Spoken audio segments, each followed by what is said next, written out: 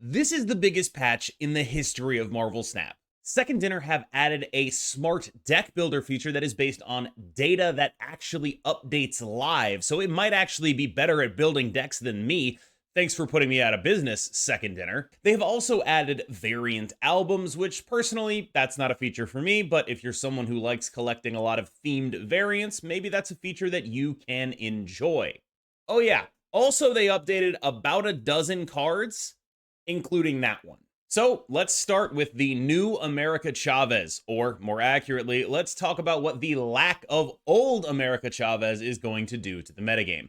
America Chavez's previous text made her extremely efficient as a deck thinner. What that means is that you would play her so that you would draw cards on the earlier turns of the game, turns 1 through 5, more of the time. Decks like Loki, where there are 3 really big power spikes in the form of the Collector, Werewolf by Night, and Loki, are the kind of decks that really want to see a card like this. Similarly, she was used in bounce decks. So I think that this is actually, first and foremost, in terms of the current metagame, a big hit to the current builds of Loki and Darkhawk Bounce, which I will say were 2 of my most played and favorite decks in the previous season. In addition, she saw play across a wide variety of combo type decks. For example, Phoenix Force, more on that later, that especially wanted to do specific things in the early turns of the game. Without her, those decks will have to run an actual 12th card, and I think will take a sort of significant but not overwhelmingly so negative dip in terms of win rate. The fact that Chavez allowed you to execute your game plan more efficiently, especially when it involved specific cards that were a lot better than the rest of your deck, is going to be missed in decks like that. As far as who I think benefits, pretty much any deck that didn't run Chavez is going to be in a better position than it was previously. In addition, common 12th cards like potentially a Shang-Chi or a tech piece that you otherwise wouldn't have room for, I think those are the kind of cards that are going to see a bit more play as those decks go looking for a 12th card to replace America Chavez. Loki, I do think, takes a legitimate bit of a hit here. I am very interested to see what happens with that deck, because when I play it a lot, I feel like it is maybe about a side grade to Darkhawk Bounce, or perhaps a side grade to the Darkhawk Miss Marvel decks already. And especially the Darkhawk Miss Marvel decks are much less reliant on America Chavez in order to have a functioning game plan, whereas Loki is really very reliant on hitting the cards that make you get payoff for doing the rest of what your deck does. I'm interested to see how this happens. Of course, America Chavez is a new card, effectively, a 2/3 that scales up into a 2/5. There's some pretty obvious synergies here. Brood, Mr. Sinister tend to be pretty interesting to me. As a 2/5, it is one of the stronger 2-cost cards in the game. As a Series 1 card, I think it's also a very simple design. Reworking America Chavez is a little bit of a hard ask because of what you need to do in order to make her design fit with who she is. I'm not 100% sure this accomplishes that goal, but it does accomplish the goal of making it an easy to grok Series 1 card that makes sense, has some obvious synergies, gets your juices flowing even as early as Series 1 with cards like Mr. Sinister, and I'm interested to see how this ends up actually playing out, because 2/5 is a pretty good stat line. The upside with Brood is pretty enormous. Bouncing this could be kind of interesting as well. I really am interested to play with new America Chavez. I almost want to play the same bounce deck I was playing already, but with America Chavez in there. Of course, the Season Pass card, Sebastian Shaw, also goes in this kind of strategy. I'm interested to see where this one goes for sure. A much asked for nerf to Elath, both knocking a power off of the card and making it only work on unrevealed cards, might actually finally get this guy out of the metagame. The fact that it now only works if you have priority 100% of the time makes it a much less reliable answer at the end of the game.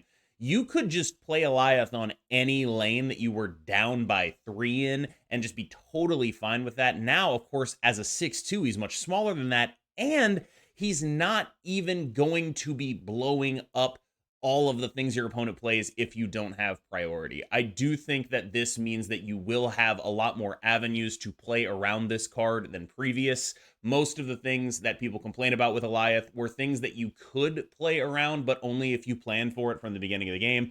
At this point, if you stay in a game and lose to Elath because you don't have priority, I feel like it's bordering on like skill issue type thing, where it's like, all right, look, you know they can do this if they have priority. I think this is actually like finally just a bit of a balanced card. I might be getting out over my heels here. I might be like overestimating just how big of a change this is, but I do think that there are a lot of situations where I would look at deck building and I'd be like, why would I put Elath in here? I could just play Dr. Doom or Magneto or any number of other cards, because this guy is now so specific that I worry that you won't be able to create those circumstances as much as you used to. Now, if you can, he's still going to do his job, but I don't exactly know how common that is going to be.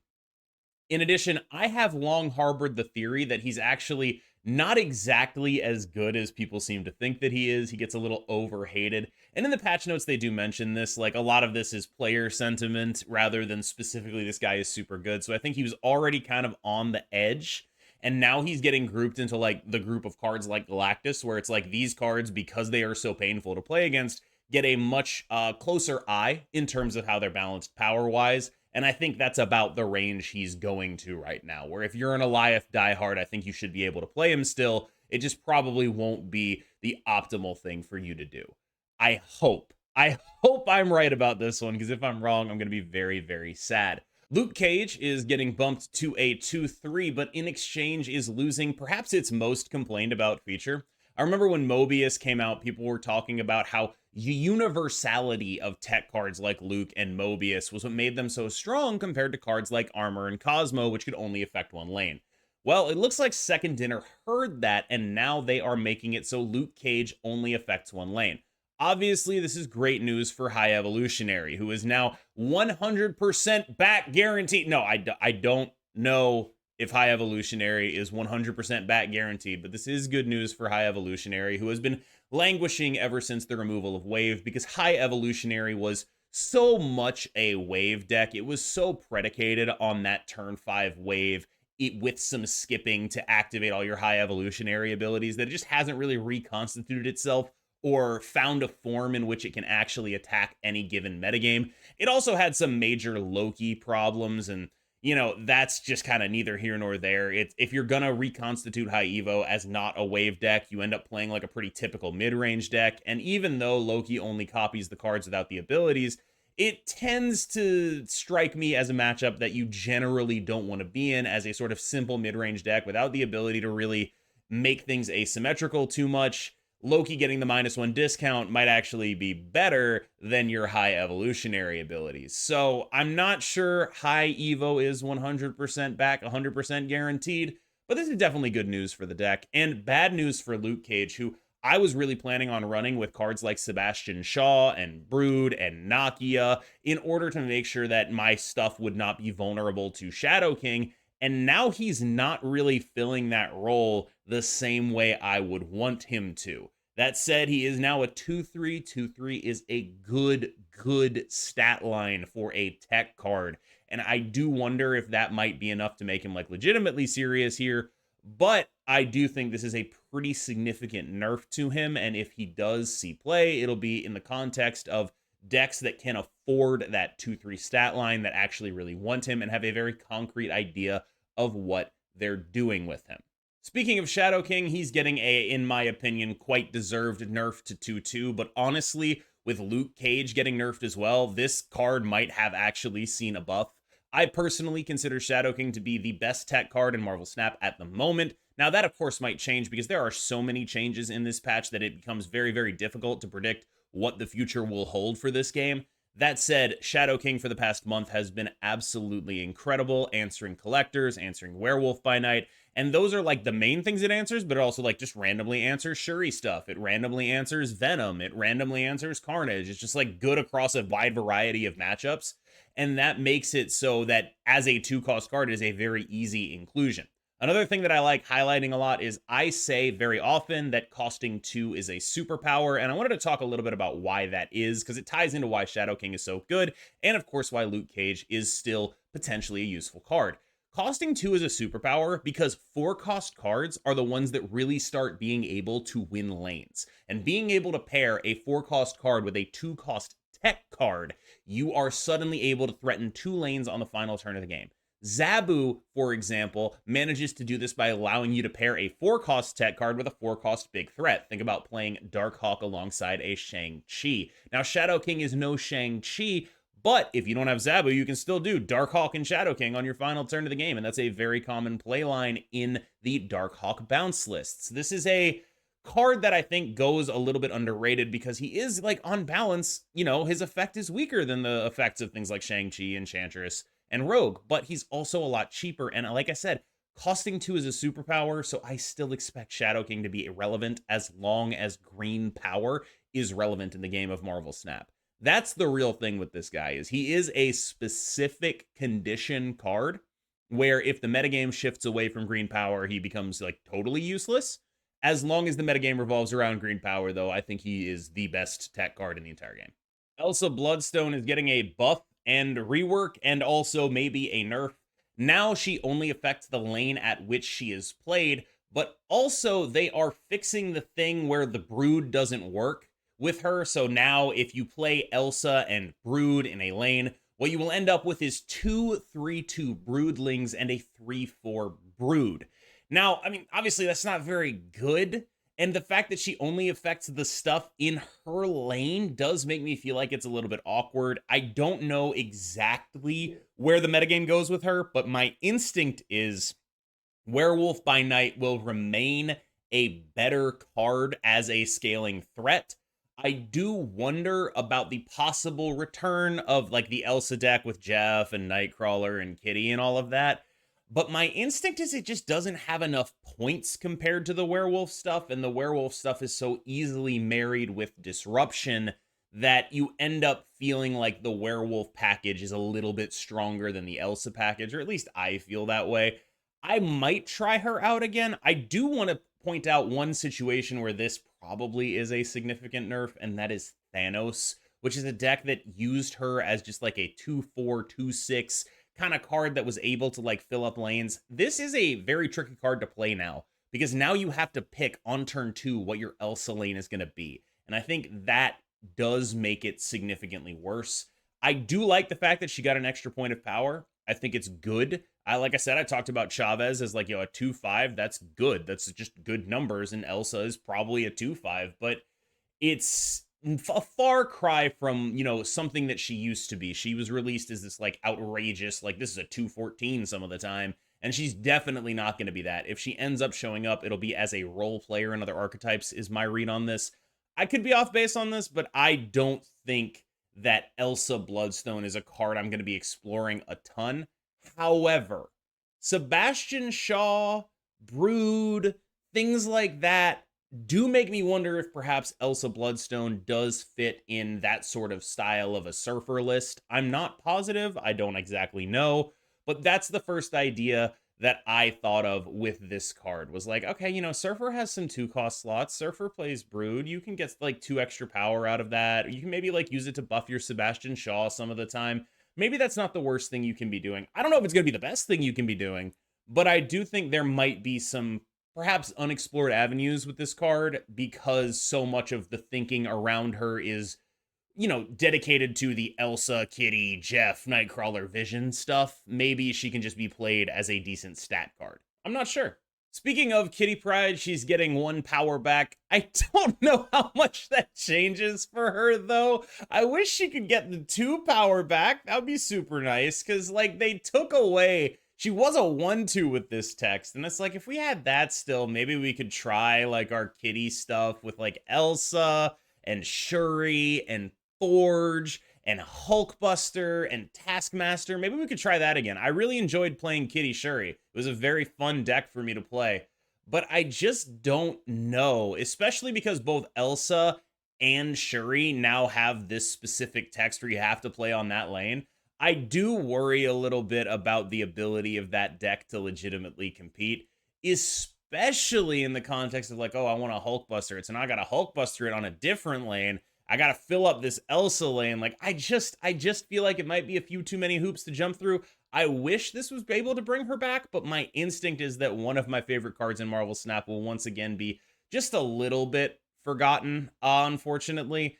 Kitty was a key piece of the Elsa toolbox, but she was played because of Elsa, not the other way around. Elsa was the juice in that rather than Kitty being the juice. She was just a fine card that worked very well with Elsa that you could invest into without overly emptying your hand, which of course, you know, synergy with Loki if you were willing to get rid of the Kitty, which you very often were. And I think that was the last time she was very good. She was dragged there by Elsa, and I don't think Elsa is strong enough to drag her there now. I wish Shuri Kitty would be good again. I will probably try it, but I won't have the highest hopes for it. I'm about to say something crazy. I think this might be the most impactful change in the entire patch. Ebony Blade, the card that Black Knight creates, had two main weaknesses. The first was Shang-Chi, and the second was Shadow King. It now has an ability that says those cards aren't real. I am shocked that they did this. I am shocked that they were actually comfortable saying, yeah, we're just going to make this card that you can play on turn 4, and it can't be Shanged or Shadow King. It cannot get answered. That's wild. That's seriously, seriously wild. Like, this is now a card that you can play into Death's Domain.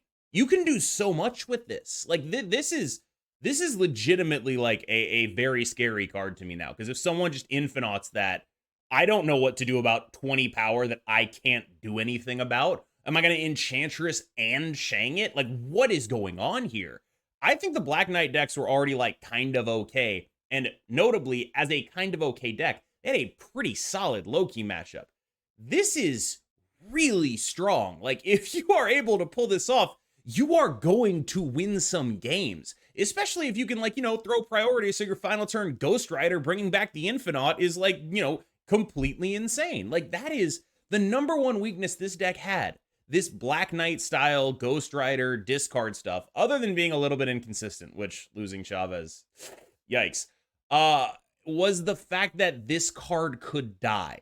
That was the big thing holding it back. And now that is not holding it back anymore.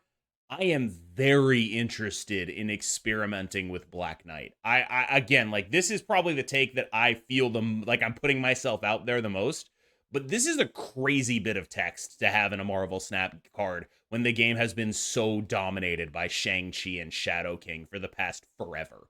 Like, I know it's a little bit of cheating to say it's dominated by Shang-Chi and Shadow King for the past forever. It's like saying, like, you know, the Cleveland Cavaliers dominated with LeBron James and Matthew Dellavedova in the 2016 finals. I get it. But it still has been a very consistent through line in the meta, basically the entire time Marvel Snap has been out, that reactive stuff blows up big stuff. And now there's a big stuff card that cannot be blown up. That's pretty sick. Ravona Renslayer is seeing a buff, getting an additional +2 power with the same effect. Of course, it is an ongoing ability.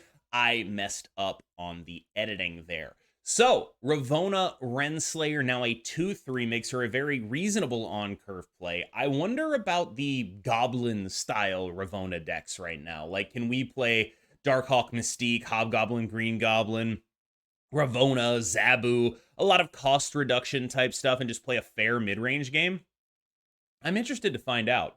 I'm also interested in finding out exactly how much cards like Zabu and Ravona were subsidized by America Chavez. And so, if you are playing a deck like that, I think you will probably want to try both, but then Darkhawk's kind of the only 4/0 you really want, so you probably can't play both. It puts you in an awkward situation. Of course, the deck that Ravona is mostly played in right now is Mr. Negative, which I think people are going to look at this and be like, oh, well, now it sucks after you negative. And it's like, yeah, but like, if you negatived into Ravona, you probably weren't winning that game anyway.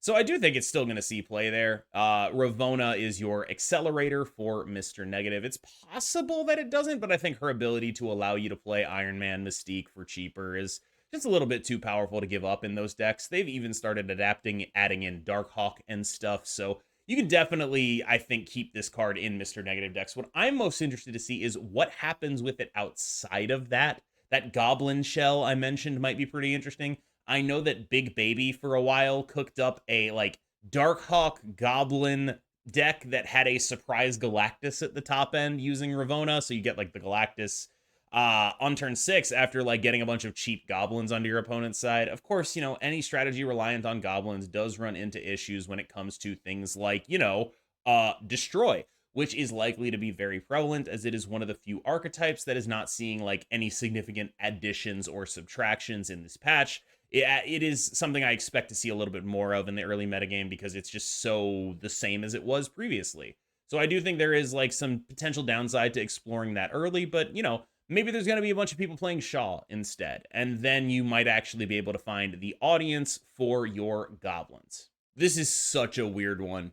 Mind Stone now draws 2 1-cost cards out of your deck rather than drawing 2 Infinity Stones. And they note that this change was made in an expectation of future cards that may give Infinity Stones at random. Mind Stone, of course, being given at random completely sucks. So they changed it so that it draws 1-cost cards, which I think is actually a pretty savvy change to make because when you look at most Thanos decks, that's not really doing anything. However, I do think that there is a little bit of an issue in terms of restricting what Thanos decks can be. When you make a change like this, you are saying Thanos decks, like if you want to be a Zoo deck, you can't do that really anymore unless all your ones are the stones. And in that case, you're still going to be like a Professor X Blue Marvel deck rather than just like a straight up Blue Marvel deck. I think that this might actually impact how good it is to buy Thanos in a vacuum early in the collection track. Because early in the collection track, you're going to be playing Thanos as a bit more of an actual Zoo deck. You might have an Ant-Man in there, things along those lines. And I think it almost sort of pigeonholes Thanos a little bit, where it says, like, now the only kind of Thanos you can play is Lockjaw Thanos or Turn 4 Professor X Thanos. Those are the things you can do, because those are the Thanos decks that don't require you to run 1-cost cards outside of the stones. And I do think that that is something I find unfortunate, because I believe that Thanos should be about like flexibility. You can do so much. You can do so much with the shell. And I know that the Second Dinner doesn't seem to like that Professor X sees prominence in Thanos decks. Like, that's really the place where they abuse him the most. And it's like, why would you make it so that that is now the dominant style of Thanos deck? Like, that's the kind of Thanos deck that wants to do stuff like this and not play 1-drops, is exactly the Professor X type of Thanos decks. And I don't exactly know where this goes. I'm a little bit intrigued to find out. Like, I think it sort of homogenizes Thanos builds, but I think you can make the argument that Thanos builds are already pretty homogenized. Like, no one is really out here playing Zoo Thanos, I guess. But it's still a little bit, it makes me a little bit sad. Not like overwhelmingly sad, but like 5% sad. I'm like, oh man, that does sort of take some options off the table in an archetype that is generally, I like to think of it as infinitely customizable. They also made a bunch of changes to move cards, and the major change they're making is that now they no longer affect unrevealed cards by default unless specifically stated.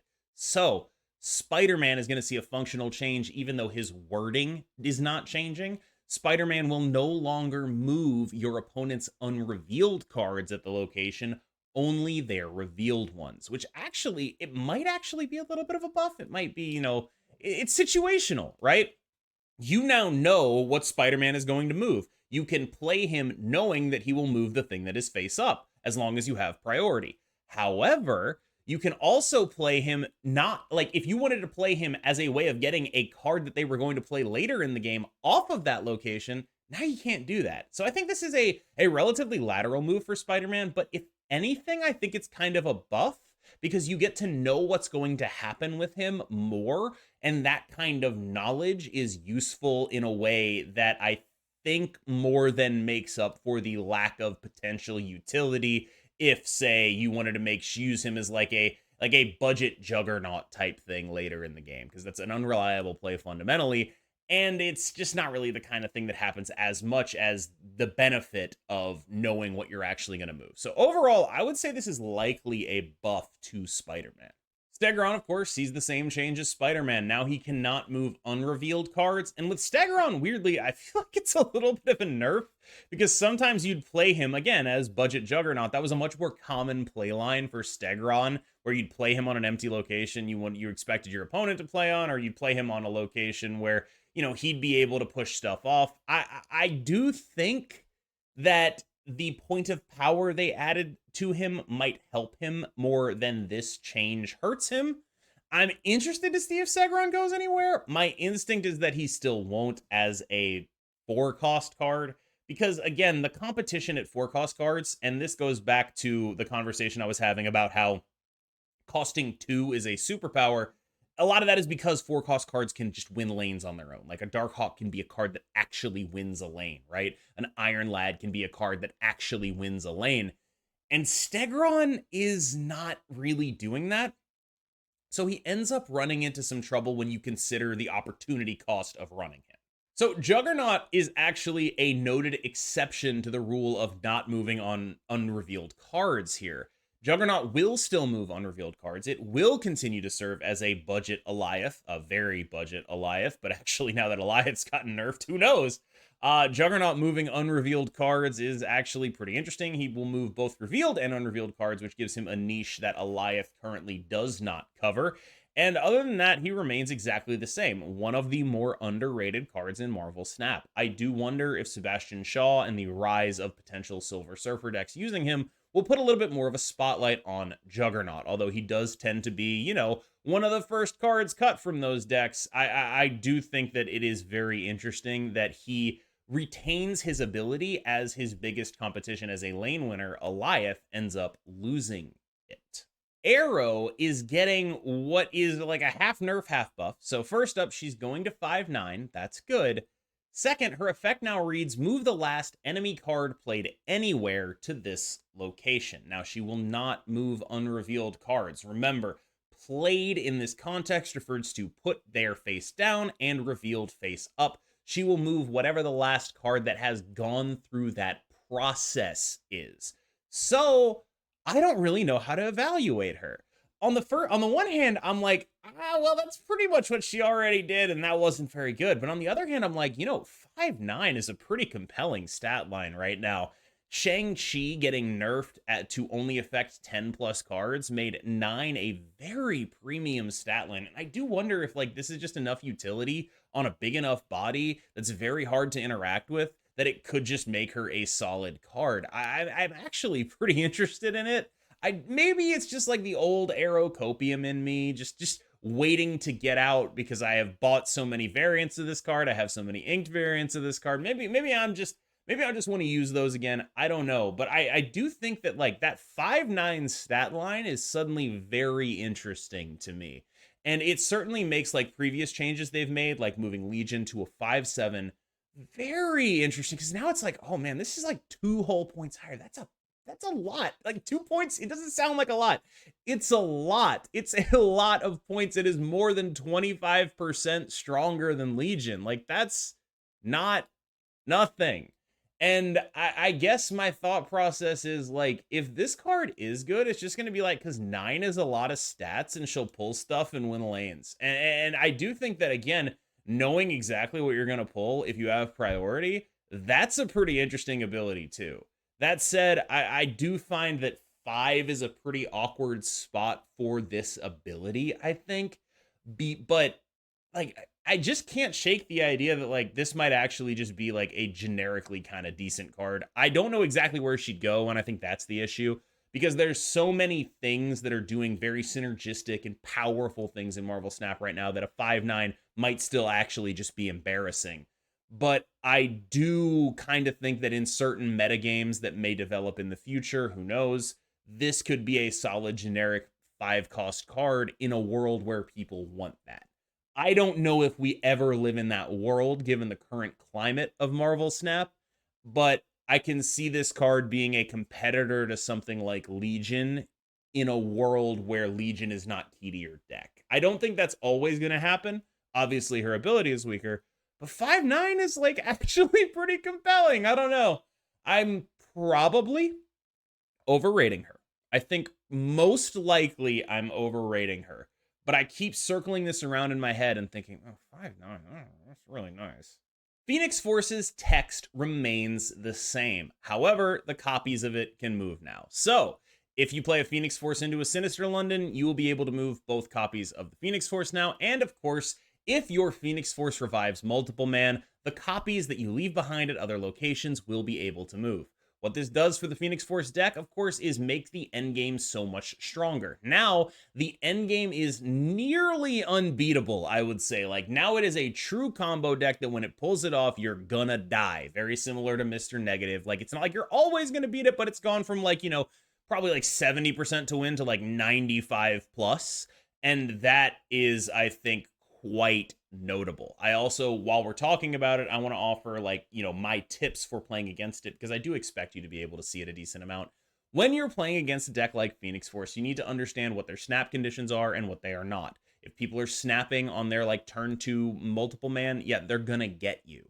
If you have ways of slowing them down, cards like Black Widow, cards like Korg, they need to be deployed at the earliest possible opportunity to prevent them not only assembling their combo, but knowing that they're going to assemble their combo. Because one of the things that Phoenix Force gets to leverage against you is information asymmetry.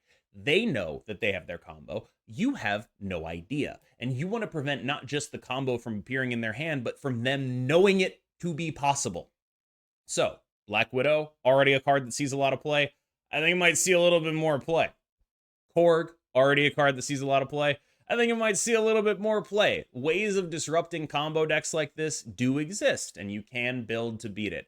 That said, the number one tip I have for you with Phoenix Force is you can see what they're going to do face up.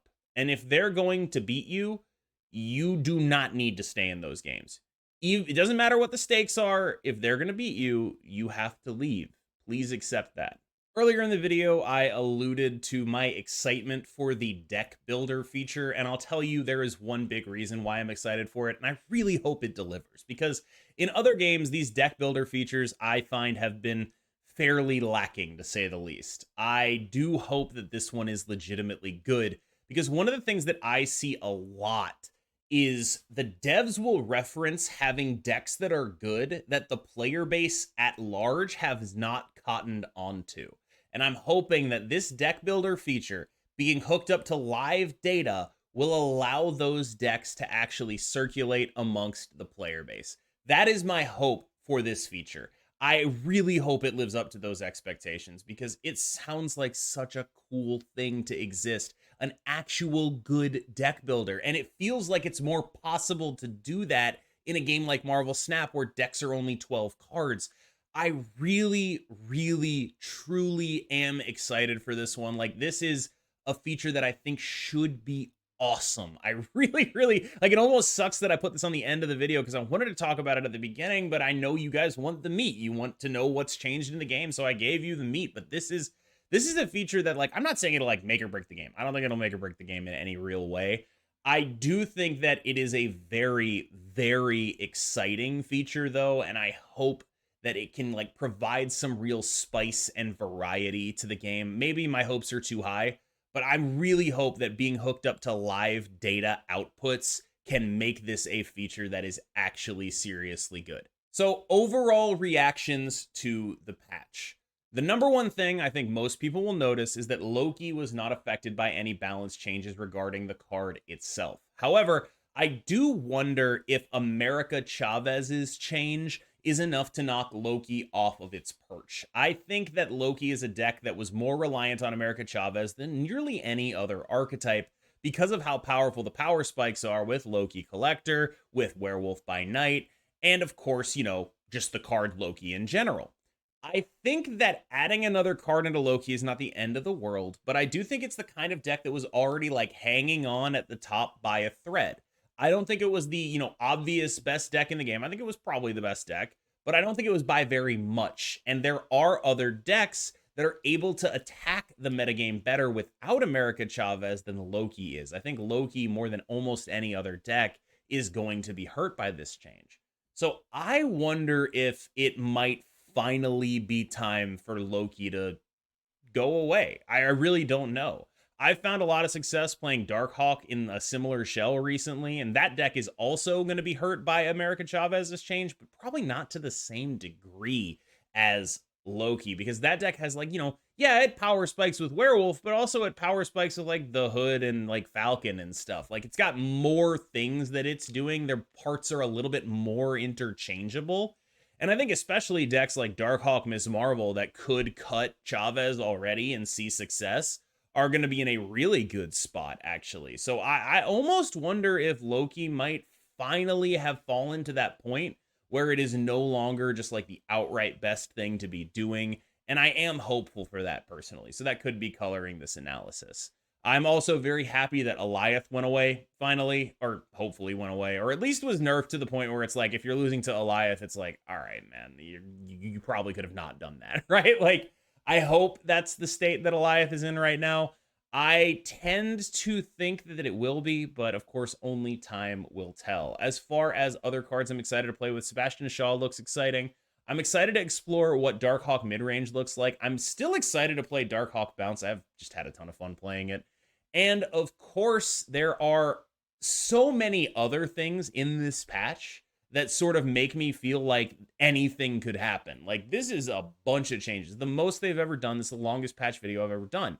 And that is because they've done so much. So I think overall, I am taking like a cautiously optimistic attitude towards this patch. I obviously wanted something to happen to Loki. I do think that Chavez going away might hit it a little bit more than people think that it will. But who knows? Maybe I'm totally off base on this. But I think there were other decks that were already very close in power level, and Loki needed Chavez more than those other decks did. And I think that that is the kind of thing that can move it from being the best deck in the game to being like the 4th or 5th or 6th or 7th best deck in the game. And that would be a welcome change. All right, y'all. I know this one has been a doozy. Thank you so much for watching. As always, I've been Cam Best. Remember to like and subscribe, hit that bell, turn notifications on. I actually recently learned I could check how many people had notifications on, and all I can say is turn more notifications on. I'm awesome. Thank you so much. I will see you in the next one.